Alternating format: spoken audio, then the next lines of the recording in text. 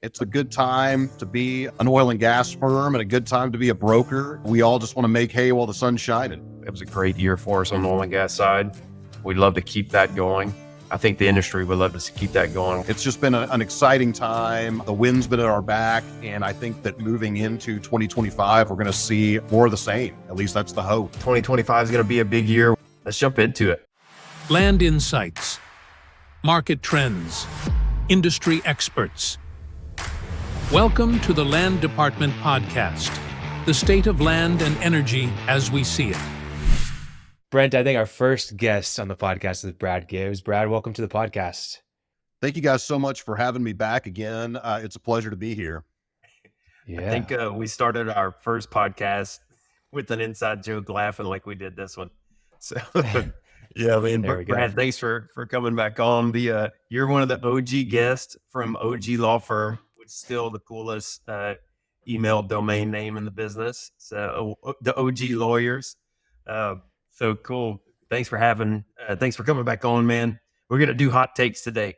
I think we were trying to think of topics and we're getting toward the end of the year, and Brad and I were talking and we said, gosh, let's just talk about the year, do some hot takes on some of the cases that are out there, a little recap. I mean, obviously we just had an election. That's been a big deal. That's been kind of looming over the industry for the better part of the year. So what's that going to look like? What's it mean to everybody in the business? Going to give just some hot takes on things that are going on. So, Brad, how's it going at the firm? So 24 was a pretty good year for us at Dudley Land, at least, and the industry as a whole. How's it looking for the kind of the legal side of the business? We've also been very fortunate in that Oliva Gibbs has had a landmark year. We've seen a lot of growth. We added 7 new partners across multiple practice areas and jurisdictions. We've really seen our transactional practice, our litigation practice grow in the last year. So that's been very exciting to be able to add sort of that additional value to our clients and be able to kind of soup to nuts handle their everything from their title needs to their transactional needs to in the unfortunate event that there is a dispute on the back end, we can handle that too. So it's just been an exciting time. The wind's been at our back, and I think that moving into 2025, we're going to see more of the same. At least that's the hope. Yeah, that's awesome. I know we talked about that. That was one of the areas that you guys wanted to expand in several years back, talking to Zach.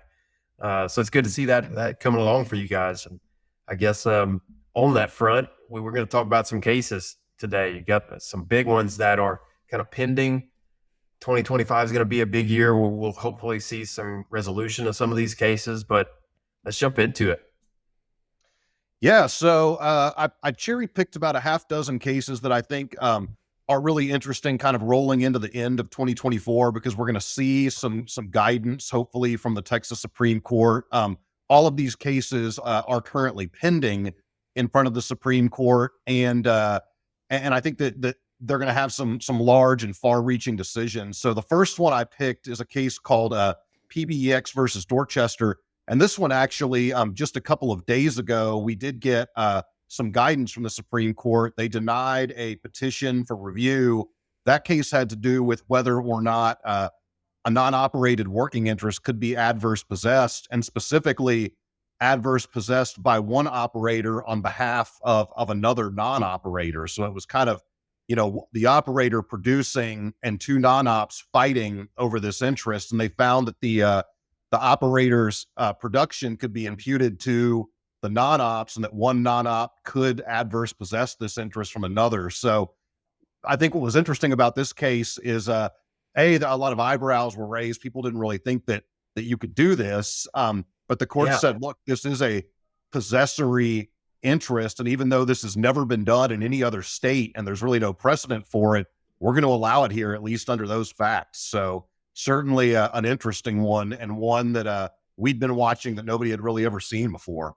Yeah, gosh, I can't think of a time that I've ever even heard of anything like that. But, leave it to Texas. I think this is a sign of what we're going to continue to see. There's so much business going on, and Permian Basin being what it is. We're going to see all these nuanced things come up. So That's an interesting one. What implications do you potentially see if this is ruled in favor and is upheld in the Supreme Court next year? I mean, do we Well, so like this one, new thing this that one, everybody chases? yeah, and this one looks like it's fairly settled at this point. And I'll say this, I think that it was a fairly unique set of facts. There was an assignment that had never been recorded, and a party was the successor in interest to that. That in Dorchester was the successor in interest, kind of this unrecorded assignment. And then the recorded chain of title led into PBEX, and it was found that because PBEX had been kind of acting as the jib, non-op jib owner and things like that, that Dorchester at some point kind of lost its standing to come out of the woodwork and claim this interest. So it was a little bit of an unusual circumstance, but it does stand for the fact that if you kind of acquire an interest, then and you've had it for a while, and somebody comes out of the woodwork claiming it, maybe even has a viable claim to it, that you might be able to say, no, we've adverse possessed it at this point. You're stopped, essentially. One thing that I thought was interesting in that case is that nobody ever really made a bona fide purchaser argument.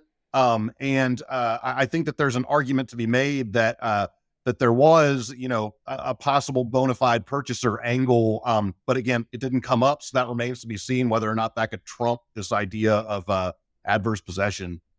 Wow. Okay. That's a good one. Washouts. We've got a pretty good one going on that one, huh?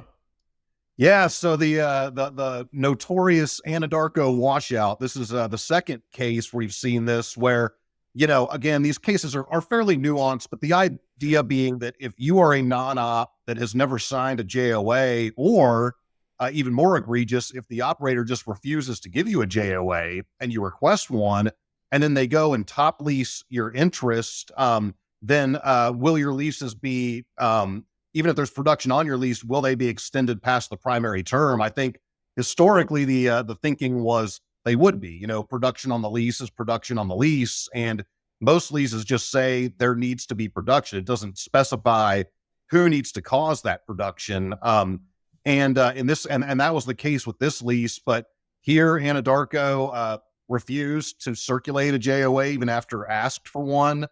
They took top leases and then they washed out these interests. So there was another previous case that dealt with this as well. And the Supreme Court had refused to take a look at that one. But here they have a second bite at the apple. And again, as of last Friday, they've decided to hear oral arguments in January. So it looks like we are going to get an opinion in this case. And I think a lot of people are watching this one with a great deal of interest. That's a ton of interest. It just at its basic principles, it doesn't seem fair, but the devil's in the details always, right? So there's probably something there. That'll be an interesting one because my gosh, such of the business is built on the non-op game, and so much money is invested in, consolidating and buying non-op interests throughout all these major basins. That's a big one. That'd be interesting to really see how that shakes out. And I think everybody wants some certainty there, some point in time.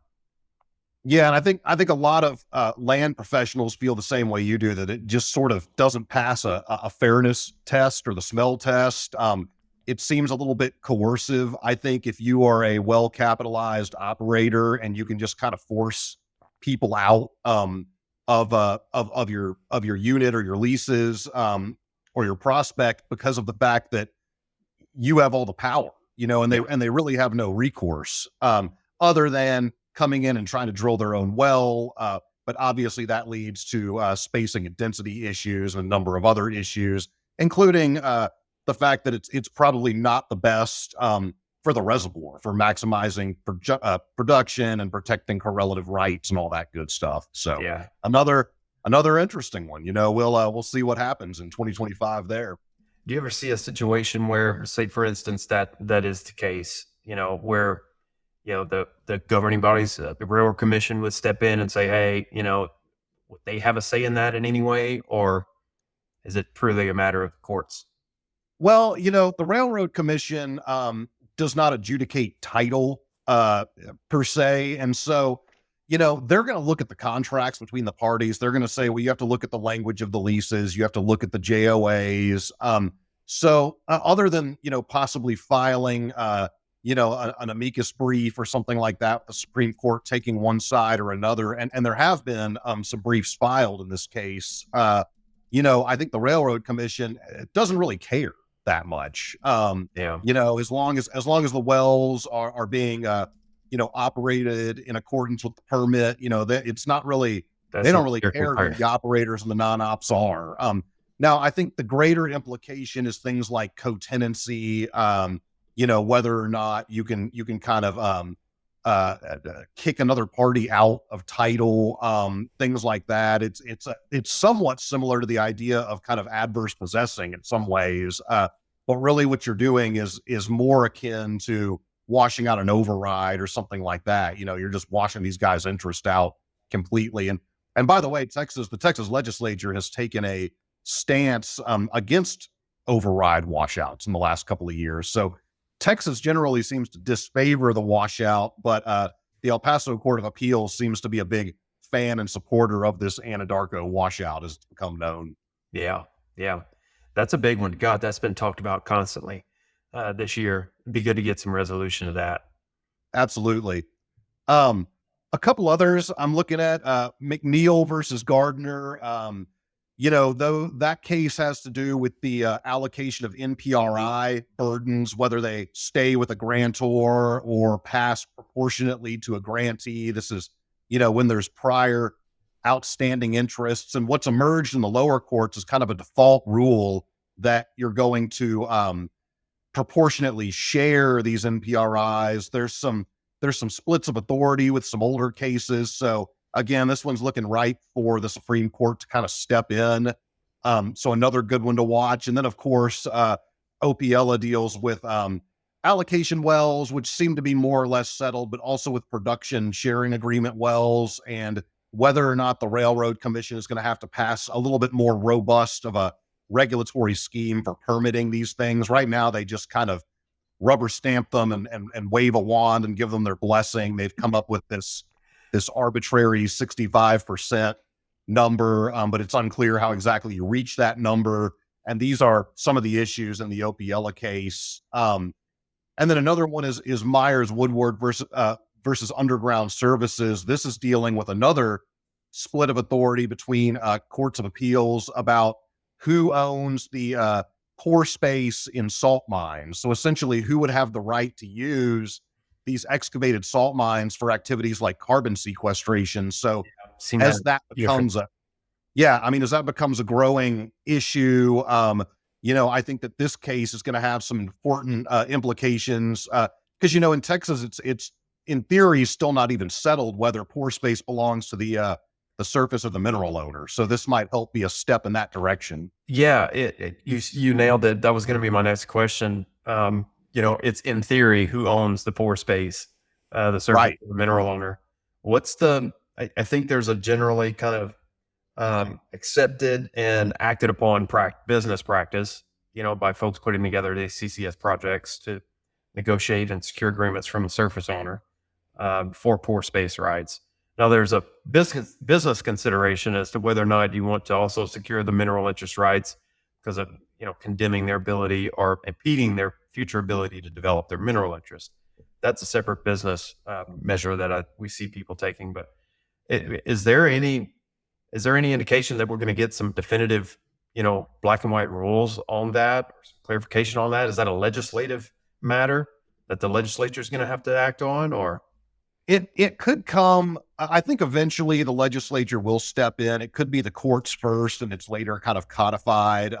That's what's happened in some other states. The general consensus is there's no reason to believe Texas wouldn't follow what's become known as the American rule, which is that the surface owner owns the pore space. But yes, you're right. I mean, there's other implications about, once you start injecting, carbon dioxide into the ground, if that could, impair other types of operations such as oil and gas development. And so you're probably going to want to either secure rights from the mineral owners, get a subsurface use agreement, something like that. They're going to want to know that everything's been properly cased, and there's a number of sort of practical considerations there. I think where possible, to the extent it is still possible in Texas, if you can find an unsevered mineral estate, maybe an area where there's not a ton of production, then, that's going to be your ideal location. But you're probably going to be dealing with severed owners, and you're probably going to want to get them and as many people to sign off as you can on these projects. Yeah, it's what we've seen is just you want to minimize your risk. And really that's the measures that are being taken at this point. Satisfy yourself and get to a point where you're comfortable enough. Well, and I think the best way you can do that is to hire a world-class broker like Dudley to go out and, make sure you've got the right owners and you're getting the right parties to sign on. That's cool. Well, man, if you think back through this year, like this year is the year of the pore space, right? You got all these CCS projects that have kind of been coming into various levels of maturity. We're starting to see some of these projects actually, have a line of sight on happening. We've had the whole lithium thing. We've had Cactus water. I think everybody's beat up Cactus water enough. I think we all understand the implications of that. But lithium has been the big thing, that's talked about, especially in Texas. Obviously, Arkansas, it's a world-class reservoir.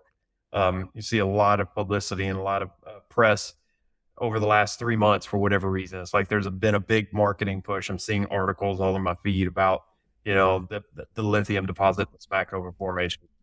And we're seeing, kind of to your same point with who owns the pore space for injecting CCS, the question in Texas is who owns the right to the lithium extracted from brine? What's the latest there? Are we getting a better line of sight on what the rules of the game are going to be in Texas? So talk about Arkansas, a whole different animal. Right. Well, that's right. And you're exactly right. And I think that one of the issues is that, lithium prospectors in Texas want to look at Arkansas and say, well, look, they've figured it out. Can't we just apply that here? A lot like CCUS, there's just still a lot of question marks. I think what makes it in a lot of ways a little bit simpler in Arkansas is that they decided many years ago, back in the 50s, that brine is a mineral itself. And this had to do with bromine extraction and some other chemicals that they were chasing in the brine at that point. Texas has never adopted that type of philosophy here. We don't have, they call it the Strohacker doctrine there. We don't have anything like Strohacker here. We do know that groundwater generally belongs to the surface owner. So that much is settled here in Texas. But what's a little less clear is who owns the constituent elements suspended in the brine, such as lithium. And what generally happens in Texas is you have to adjudicate every single element individually. That hasn't happened yet. So, Brent, to your point, either the legislature is going to have to step in or the courts are going to have to make a decision. The closest thing we have is uranium case law that has said that uranium suspended in brine belongs to the mineral estate. Uranium is an element. There's reason to believe that lithium, being another kind of element on the periodic table, is eventually going to be adjudicated a mineral. And if that is the case, then you're probably looking at dealing with both the surface owner, who might own the brine or the groundwater, and the mineral owner, who may own the lithium itself. So, it could end up being an interesting trying to secure the rights to the lithium, and then some kind of surface use agreement or lease or something like that with the surface owner to allow you to produce their groundwater, extract the lithium, and then re-inject it. Yeah. So is there a distinction, either by case law or by, legislature that distinguish between traditional groundwater and produced brine through various, deep drilling operations? Is there any well-defined distinction there? So, I think there is a distinction, and that's really what's at the heart of the Cactus water case is, there was a 2019 statute that transferred title to the produced water to the operator or the lessee. But the philosophy back then was that this was a nuisance, byproduct, and it was essentially forcing them to take it and deal with it and take title to it. And now suddenly you're seeing this produced water increase in value, not only for fracking operations and recycling, but for potentially lithium as well. So it's kind of up in the air right now. Under Texas law as it currently stands, a lessee would kind of take title to that produced water. However, you're seeing a lot of landowner groups coming forward, making constitutional arguments, making a lot of arguments that this really should belong to the surface owner. And again, nobody cared about it until it suddenly had value. They were more than happy to have, to wash their hands of it, so to speak. But now suddenly there's some money there. They're making a lot of constitutional arguments. So we'll see what the Texas Supreme Court decides to do with that one as well. Yeah, I know there's been a tremendous amount of leasing activity. We're very much in the cutthroat time of land acquisition. Obviously we have big players out there. Everybody knows who they are. You got your Saltworks, you've got ExxonMobil, you've got Equinor's jumped into the mix. Yep. And then you've got a whole slew of folks out there, trying to grab acres in hopes that they can flip, right? You're starting to see some of the unethical things happening. You're starting to see people represent themselves to be working on behalf of these big companies just so they can get acreage. Are there any cases, and this is all very relevant to us right now, some of the work that we're doing, very competitive environments. How can a mineral owner, for instance, and this is a little bit off topic, but it's relevant. How can a mineral owner who's been misrepresented, the facts of who a landman or a broker that's dealing with them or trying to negotiate a brine lease with them, what's their recourse if they're misrepresented? In other words, if a landman or someone's trying to secure a lease from them and says that they're working on behalf of a company, and turns out they're not. Does a landowner have any recourse, mineral owner have any recourse there?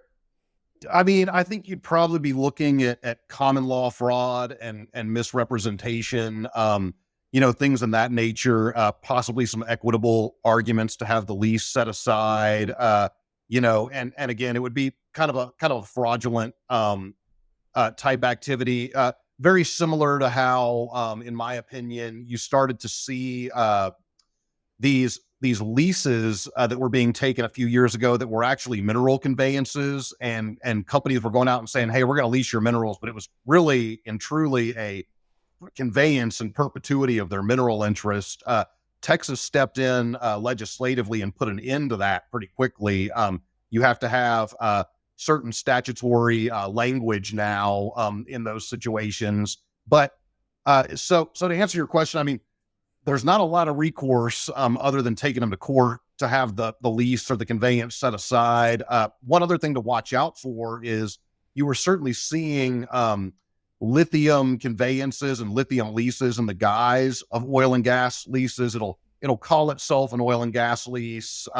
It'll have a royalty that looks a lot like a traditional oil and gas royalty, but buried somewhere down in the fine print, you're going to be relinquishing your rights to brine, lithium, produced water. It's going to be at a very low royalty, maybe 1/32, 1/10 down to 1/32, something like that. And you're probably going to see a longer primary term than is customary. You're not going to see 3 years. You're going to see more like 10 years or even 20 years on some of these. So those are kind of red flags that somebody's probably trying to secure lithium rights in your area and sort of doing it under the pretense of oil and gas lease.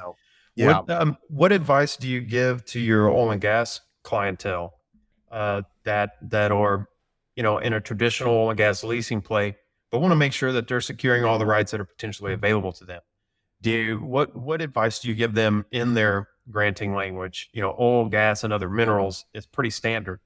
Are you advising them to expand upon that to be very much more detailed and inclusive of, specific minerals?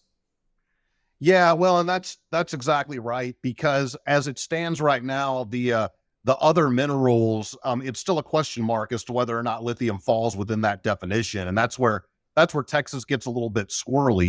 You have to separately sort of litigate or legislatively decide if any new substance or any newly valuable substance is going to be within the definition of other minerals. And right now, very few things other than, again, uranium, like I mentioned earlier, is one of the cases where they've said, okay, this falls within that definition. So yes, if you want to make sure you're securing, like rights to the brine, rights to the lithium, you're going to probably want to specifically enumerate those, and don't count on that being within the definition of other minerals, at least not in the immediate term. Eventually, probably, but not anytime soon. Yeah, I guess it would have to expand beyond just stating those minerals. You'd have to state specific royalties that are economic, I guess. I think that's right. And in some older leases, occasionally you will see kind of buried down in the royalty clause something like 1/10 for any other valuable mineral that might be discovered, something like that. So it's certainly not unheard of that kind of language would be included in a lease, and it's not unprecedented. But you do want to be careful how you're drafting if you want to make sure you secure those rights. Yeah. So on the royalty front, right, that's been kind of the big thing that everybody's been waiting to hear in Arkansas from the Oil and Gas Commission there. Big hearing was had over the last 30 days or so where the industry was seeking and hoping to get, the statutory royalty, confirmed and in place so that the industry knew what to expect and mineral owners knew what to expect. A lot of hoopla about it, a lot of arguing on both sides. And takeaway was that AOGC didn't make any decisions. Basically rejected the application of the industry. What have you learned? What are you hearing? What are you expecting for kind of moving forward on that front? Yeah, I mean, I don't think it prevents them from coming back again at some point in the future. I think at the end of the day, the royalty they proposed was probably a little bit too low. It was too far apart. They wanted, I believe, 1.83%. Landowner groups were coming back saying, no, we want a full 1.8. I think both are probably too far at the end of the spectrum. Now, what you're seeing in other countries is, anywhere from 2% to 5%. Mm-hmm. Here in Texas, I've seen, closer to 3%, kind of in that window. And I think that below 2%, at least at this stage in the game, even with the speculative nature of the economics, I think that was just a little low for them to stomach at this point. So we'll see, what happens. I wouldn't foreclose it being revisited at some point, but certainly this first application has been rejected. Yeah. I think that's the anytime you have an emerging, concept, right? There's all the uncertainty. Certainly that the Oil and Gas Commission doesn't want to misrepresent the best interest of the public, right? And lock in something that's not in the public's best interest. But there's not a lot of industry, United States, lithium brine extraction precedent there. What are the economics? What does it cost to develop these projects? They have a view from across the world, obviously, because this is not, the first time it's happened, throughout the world. So I think they got to get back to the drawing table. There's got to be a middle ground because it's undeniable that it's a world-class deposit. We got to get to the point where it's economic for developers to invest the money that they need to be able to make money on these projects, but it also has to be in the best interest of the public. So I'm like you, it feels like, that 3 to 5% is probably where we'll land. But until then, it just leaves it ripe for people to come in, speculate, and throw out high royalty leases in hopes of just getting dirt. And blocking up acreage. We're seeing a ton of that right now. A lot of agreements are being signed, from the landman's perspective. A lot of deals are being made and agreements being put in front of landowners that aren't operable. But they're being drafted and secured by companies who really don't have much intention of actually operating. They want to flip it all to somebody anyway. And I think you've seen that in the solar development space absolutely. As well. Yeah, see that in all these emerging spaces. There's difference between an operable agreement and agreement that a landowner will sign, sight unseen. That's right. And most of these ones out negotiating these front end leases are not going to be the ones actually developing the prospect on the back end. They're well aware of that. They're wanting to take advantage of tax incentives and It's flip an asset. It's traditional. It's a traditional resource grab, right? That's right. That's exactly right. It's we've seen it in oil and gas time and time again, and we're going to see it in renewables. I mean, obviously we've seen the consolidation across the oil and gas space. We expect that we're probably going to see some of that with our new administration, and some of the economics may be changing on the renewable side of things. What's your outlook for the year on, with administration changes and how that might affect some of the renewables business and activity on that front? Do you think that will serve to flush out some of the players who aren't for real and be left with some of the people who are actually going to operate these assets?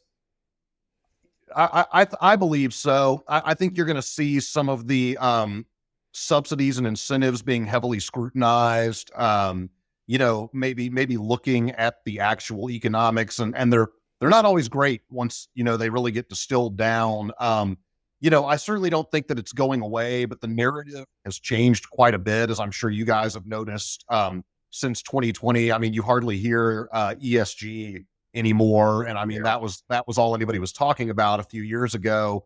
I think reality has set in. The narrative has turned much more towards traditional energy sources fueling the transition, to the extent the transition is going to happen. I think the timelines are getting further and further out, and interestingly, I was reading a little bit a couple days ago about how there's really a very poor correlation between the oil and gas industry and what party is in power in the White House. It really historically has not made a huge difference. What makes a much bigger difference is oil prices, tech, pandemics, wars, weather, business cycles, things like that. They've got an outsized influence over, the presidency. So, I don't know that the incoming administration is going to cause any wild changes, but what I do think is that we're going to see, see it much easier to develop on federal lands. I think that we're going to see hopefully some of the LNG export facilities really come online.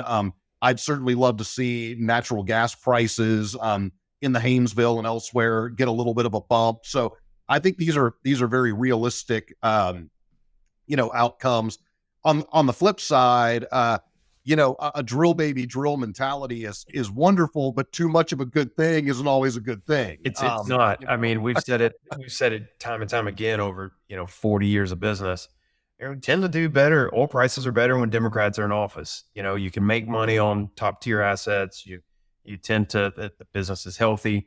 In general in the energy space, I think what we all would love to see is more use of natural gas. It's an obvious solution. It's a great resource. It's obviously plentiful, and I think I hope to see more support of natural gas development to feed power plants, to put more energy on the grid. Frankly.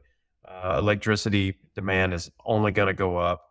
We've got a plentiful resource all across the country that can do that and support that, especially, in half of the U.S. very easily. So I know we would love to see that. Obviously, love to see those LNG facilities get built. Obviously, a tremendous amount of money has been already invested in that. You hate to see those projects sidelined for the sake of, of feathering the cap of regulators. So hopefully we'll start to see some of that in support of the U.S. natural gas business. And it seemed like that was a major campaign pledge from Trump, and bringing in Chris Wright as the new energy department head. I think one of his first marching orders is going to be let's get these permits pushed through. Let's create a more favorable regulatory environment. And Europe, I think, is going to be very receptive to natural gas exports. Decrease their reliance on Russia and elsewhere. And, I think that could be a real game changer over the next couple of years. So fingers crossed, we'll start to see that sooner than later. I know a lot of our natural gas heavy clients are certainly hoping so. Well, I know. I mean, our clients on the natural gas side have just been clinging on to their assets, right? Literally and figuratively, they've been holding on to trying to hold on to their ass for these projects because they're good projects. But a market price for natural gas being as low as it's been is tough. It's tough for those projects to make sense. But Well, and yeah, I think you're right, and I think some of the better capitalized and private equity backed companies are even looking to drive some consolidation ahead of a wave. I mean, it's a bit of a buyer's market right now, so we've seen quite a bit. We've probably done 30 or 40 Haynesville deals this year. Under 25 million. Just taking other parties out of title, consolidating leasehold, bumping up NRI, in the hopes that we're going to see things start to swing back the other direction here in a couple of years. So certainly expecting to see some of these consolidation trends continuing as well. We've seen it as well. I mean, obviously you got the big one with Expand, Southwestern and Chesapeake. That's a big one. It's going to be interesting to see what that new monster looks like. If gas prices tick up just a touch, they're going to be looking like a daisy. We've done a number of due diligence projects in the Haynesville, and I actually are starting to get some more. We got several in the queue if the deals go through. So you're right. Just in general, due diligence is picking up for us coming into the end of the year. That's always a sign.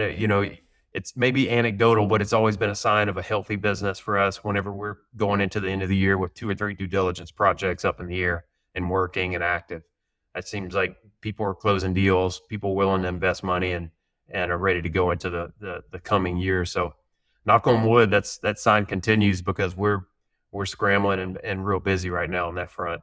Yeah, and I think you're exactly right. And one thing that we're seeing is, a lot of these transactions are less PDP focused and they're more PUD focused, which is interesting. I mean, companies want to stockpile inventory. They're looking for locations.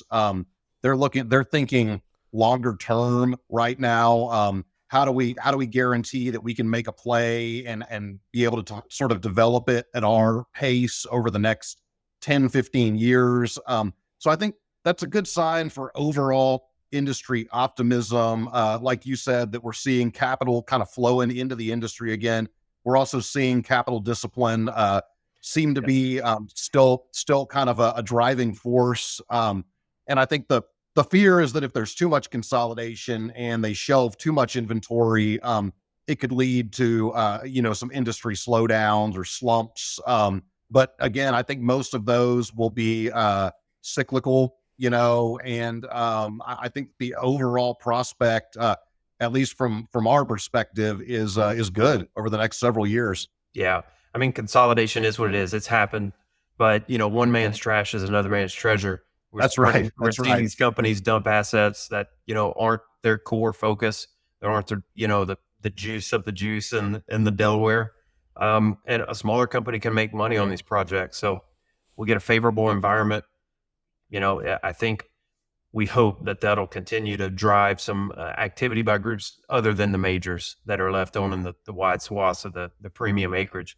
To your point, we've seen a lot of the same as well on some of these deals for, more PUD acreage being allocated value or having value allocated to it. Did a really interesting deal, Sabine's acquisition, the Texas Haynesville, where, it was kind of a 3-part deal where Diversified got the PDP and Sabine bought the PUDs, of HBP acreage, but it's just undeveloped.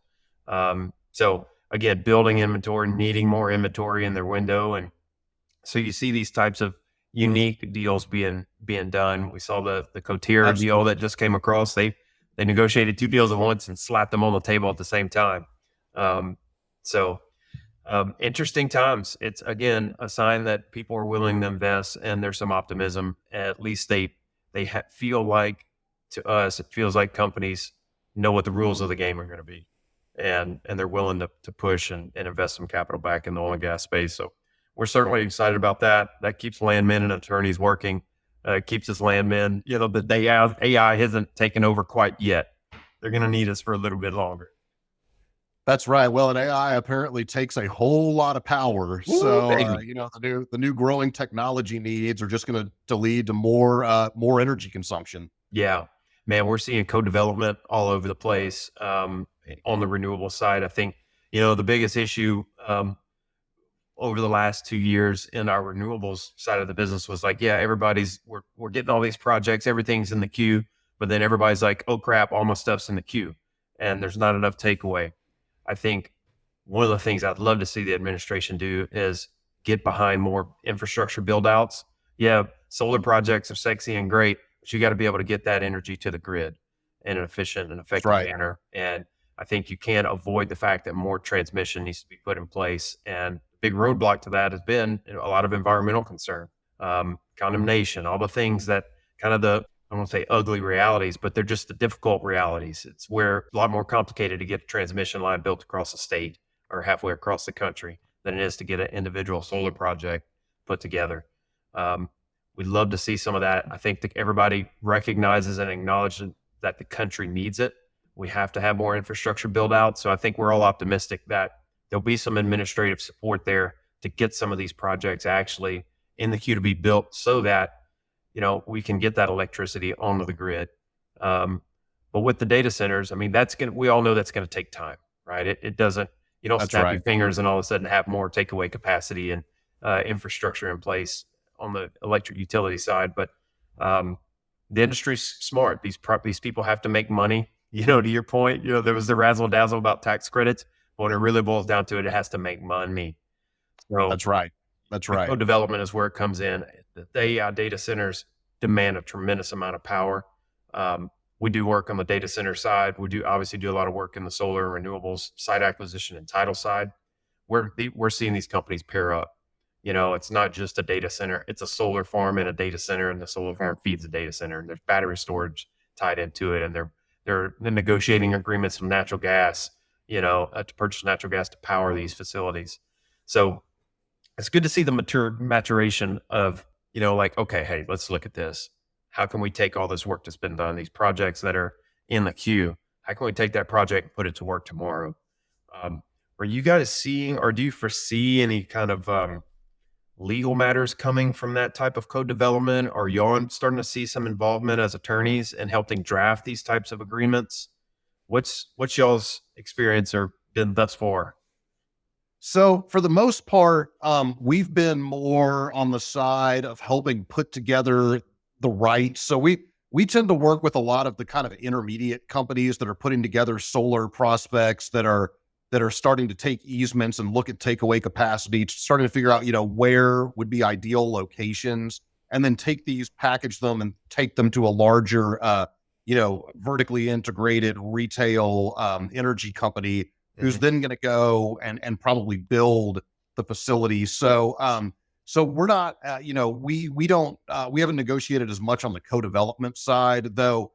Where we are is even a little bit upstream from that, typically, to where they're saying, okay, we've identified the area. Now let's bring in all the players, negotiate the contracts. We've kind of figured out the land rights. We think this is an ideal location. We've identified everybody that we need to sign off on these things, including mineral owners, in some instances. And so it's certainly an up and coming topic, and we're getting more and more calls about it.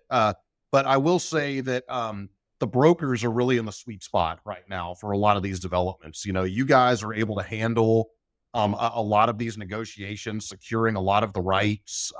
You're able to do so, I think, more cost effectively than the attorneys. And so, we usually get brought in on the front end to help build out forms, leasing forms, forms of agreements, and then kind of come in on an as needed basis as these prospects mature. So, yeah, I mean, one of the major differences between, the role of a law firm in the oil and gas business compared to some of these renewables projects is these renewable projects tend to have title policies, your traditional title policy. That's like right. Refinance, purchase a house.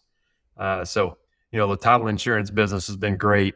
We've started a title company to be able to kind of keep that all in house and help support those projects, soup to nuts from that standpoint. But yeah, you're right. I think where y'all will come back in the fold is, pulling these people out of the ditch Well, that's right. And then eventually they'll learn to get us involved on the front end to avoid it, but until that happens, no, you're exactly right. And they do heavily rely on title insurance underwriting to hedge against a lot of the risk, and for the most part, it seems to be working. Though what we're starting to see is that the title insurance companies themselves becoming a little bit more sophisticated and a little bit more careful about who they issue these policies to and what steps they want to see before they will issue a policy. So it does. There is a little bit of a push and pull there. Well, that's definitely it's evolving, right? You take an industry that's been around for 100, 200 years, doing traditional commercial development and real estate development, and try to plug in these multifaceted energy projects with tons of factors coming into play. They're evolving and learning how to best insure and cover these properties as well, or these projects as well. So you're right. Everybody's is starting to figure out how the game should be played and what's the best practices. People are becoming more educated on the developer side and on the service side, right? We're all learning on the fly here, trying to figure out the best way to do this at volume. And I think we're starting to see some of that. One thing I wanted to visit with you, Brad, is the Texas Business Court. That's established this year. That's a new thing. I think, from our perspective and what we see and hear from the industry is it's applauded. It's a positive. What are your thoughts on that? Have we seen any cases go through the business courts yet? Do we expect them to have a bigger role in oil and gas litigation moving forward, into 2025? What are you seeing there? I think the answer to both of those is yes. Business courts, Texas is not the first state to create these. It's not a new idea. It's worked really well in other states. It seems at this point that they've, for the most part, passed most constitutional challenges and things like that. And so I think they are going to be a net positive. The judges, it's a little more stringent. The requirements, the judges have to have a bit more of a business focused background. They're going to be focused on larger cases, usually over $5 or $10 million, kind of depending on the type of case. But like you said, these courts have only been officially around since September 1st, which is really just the blink of an eye in lawsuit terms. We all know how those can drag along. So we're just now kind of seeing some of the first cases being filed in the business courts. These are complex commercial disputes. I think that they are going to be a good thing for the energy industry overall. We've got 5 of them up and running now, including here in Harris County. There will be 6 more added in 2026. That was my next question. So where are they? Are the jurisdictions bigger than the traditional? Are they the same or different than the jurisdictions for the regular courts? How's that set up? I mean, there's certainly some overlapping jurisdiction, but there's, as it stands right now, there's 11 districts. Texas has been divided into 11 different districts. The first districts that they've gotten up and running are kind of in the larger metropolitan areas. And then we're going to see additional districts added. The 15th Court of Appeals will hear appeals from the business courts. So it's drawn, the districts are drawn a little bit differently, maybe a little bit closer to kind of federal districts. But I think, again, it's going to be a big deal moving forward. It's going to be a net positive for the industry. And where we're starting to see the most movement is parties talking about choice of venue provisions in their PSAs and things like that. Hey, if there's a dispute, either we're going to go to arbitration or we're going to file it in the Texas Business Court. I think generally it's viewed as a way to move the proceedings along faster, get to a speedier resolution. Everybody can go on with their lives. It'll be interesting to see how this experiment works. Well, I think we need it. I mean, it's we're in a great state for business, obviously, in Texas, and we're at the forefront of pushing and innovating a lot of different things. And we got a lot of commingling coming together and co-development in place. So it's obviously going to lead to a lot of things. We've talked about several of those things that are going to need to be decided and have some clarity put out there for the industry. So I think it's the timing is perfect to have some business specific people in place to be able to hear these cases and hopefully get to a little more efficient with our rulings where we can trust that they're solid and that they've been heard by people who have experience. And to your point, they be more efficient with the process and educating themselves and getting up to speed. I think it's a positive for sure. I think that's exactly right. Yeah. So, man, what's 2025 look like for Oliva Gibbs? Well, I mean, we just kind of it's going to be business as usual for us. We've got plans to keep kind of growing, expanding, bringing more value to our clients. I would imagine next year that we'll be adding probably a couple more partners here at the firm. The transactional and litigation practice continues to grow, which is extremely exciting, and we're still rocking and rolling on title projects too. So it's just I think it's a good time to be an oil and gas firm and a good time to be a broker. And I think we all just want to make hay while the sun's shining. I just want to make I don't want to make a lot of hay. I just want to make enough hay, just a steady, solid amount of hay for the next 15 years. Yeah, I don't need it to be crazy. I just need. That's right. It'd be nice to not have 300 brokers out there, chasing over the same pile of scraps. But hey, it is what it is. Everybody's got to eat. But I'd love to just have a good, steady, disciplined industry. And I think we can all say what we've seen over the last year with our industry is they've certainly been more disciplined with their spending. And I'd love to see that keep a good, steady price. We're expecting a lot of the same. We're excited for our oil and gas activity. It was a great year for us on the oil and gas side. To your point, it was a banner year for us on that side. We'd love to keep that going. I think the industry would love to keep that going. We're kind of expecting the same things. Well, I think you guys are doing the best thing you can be, and the best hedge is to be the best in the business. And Dudley is, and we're just striving to be more like you guys. Oh, I don't know about that, man. You don't want to be like us. Your rates are way better. Awesome. Well, Brad, man, thanks for coming on. I really enjoy this. Enjoy working with you guys throughout the year, and y'all are always a big supporter of us, and we're a supporter of you guys. So best of luck next year, and appreciate you sharing your expertise and all your experience, man. Thank you. Well, thanks for having me back. Let's do this again. That's right. We'll do a cocktail hour next time. I like that. I like the sound of that. You're buying. Yeah. Thank you, bud. Thanks, Brad. All right. Thanks, guys. Enjoyed today's topic? Follow us on Spotify, Apple Podcasts, and YouTube. Learn more at dudley-land.com. See you next episode.